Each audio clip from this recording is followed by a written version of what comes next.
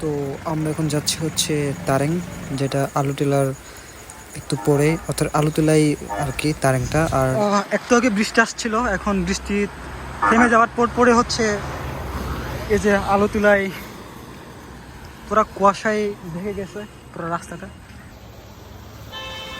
এটাকে বলা হয় হচ্ছে খাগড়াছড়ির ছাট, কারণ এটাই সব থেকে উঁচু পাহাড় আর এখান থেকে পুরো খাগড়াছড়ি শহর দেখা যায়। আর আজকে ভাগ্যটা অনেক ভালো যে আমরা এরকম কুয়াশা দেখতে পাচ্ছি, যার কারণে হচ্ছে আমার চারপাশে অনেক কুয়াশা, কোনো কিছুই ভালো মতন দেখতে পাচ্ছি না। বাট এটাই হচ্ছে সব থেকে সৌভাগ্যের ব্যাপার। গাইস, আমরা এখন খাগড়াছড়ির দার্জিলিংয়ে চলে আসছি ঘোরার জন্য। এটা দেখে আপনাদের কাছে মনে হতে পারে যে আমরা দার্জিলিংয়ে আছি। টিকিট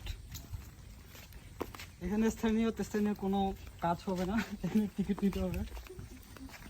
আর অনেক দিনের ইচ্ছা ছিল এরকম একটা সিনারিও দেখবো, বাট আজকে সেই ইচ্ছাটা পূরণ হয়ে গেছে।